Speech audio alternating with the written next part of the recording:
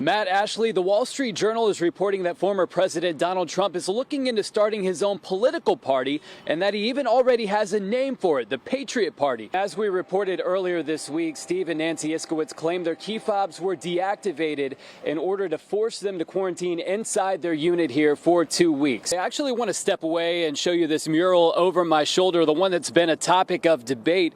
It says unity with the prominent black historical figures right there. It was a painting that sparked the kind of controversy the wall was meant to avoid. Now, again, Dr. Schaffner tells me we already know what we need to do to stop the spread of this new mutated virus. It's social distancing, wearing masks, avoiding large crowds. Senizal says all of the doors on the bottom floor of his home were locked, and he was alerted about the possible intruder on his Ring doorbell camera. Paxton, what's the likelihood of this happening? Ashley, Terry, simply put, it's unlikely. Vice President Mike Pence and a majority of the president's cabinet members would have to sign a letter basically saying the president is unfit to perform his duties.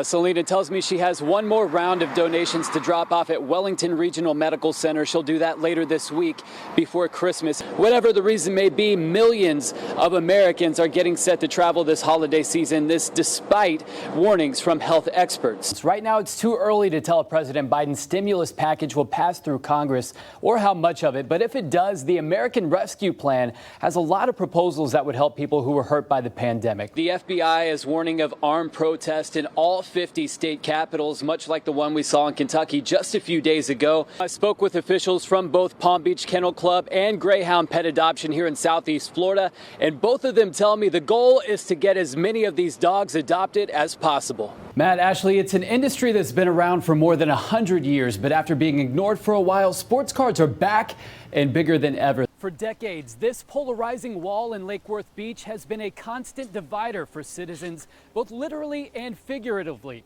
And now, after becoming a frequent target for graffiti, it is once again the center of controversy. This community for years has been neglected.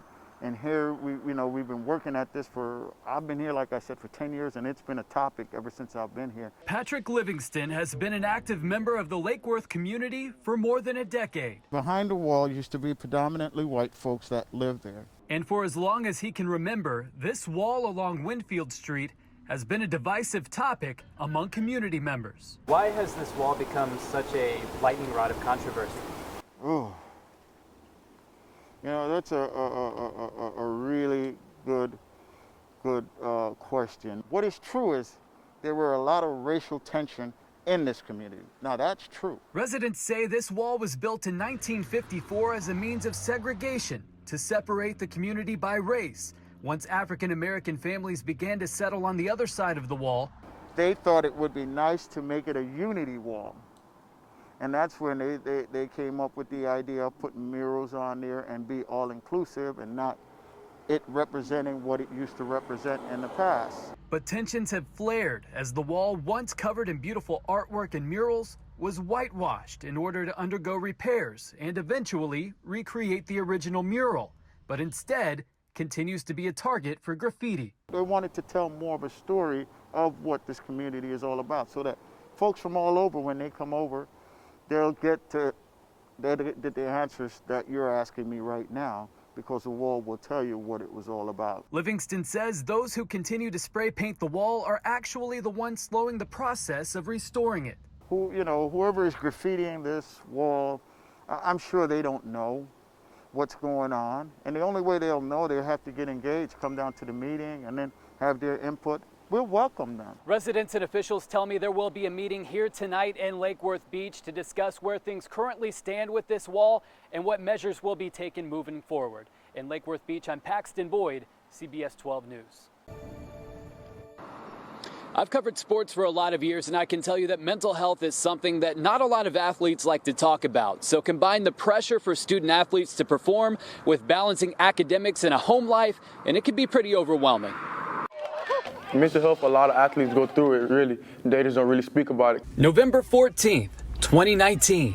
One day before an important playoff game for the Palm Beach Lakes Rams, the team's star running back, Antonio Outler, went missing. Immediately, you kind of think the worst. This is not Palm Beach, so we understand that there's a lot of violence in the community, things of that nature. An assistant coach got a text from Antonio indicating he might hurt himself. so West Palm Beach police began searching for him. Hours later, the young man was found safe. Once I, was able to talk to him, it was kind of like that woosah moment. I felt like I had to remove myself. Antonio, who just graduated, tells CBS 12 News at the time he didn't understand why he felt the way he did.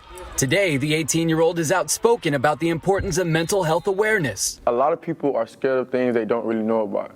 When you're very educated on the subject, you're not going to be scared about it at all. Rams head coach Al Shipman says people don't realize how much pressure these players are under. All they know is they show up on Friday nights and they're watching them, perform on the field. Some kids are trying to live up to something. Some kids are trying to make a better life for themselves. Psychologist Jeff Gardier says all of that can sometimes feel like it's too much to handle. We see them with the Friday night lights and, their center stage.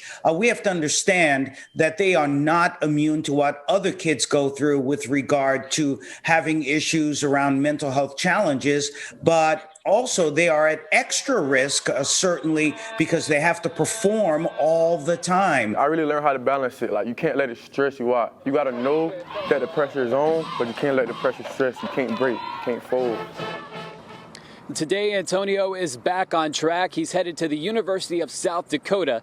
He says he's very excited to continue the next step of his career. In West Palm Beach, I'm Paxton Boyd, CBS 12 News.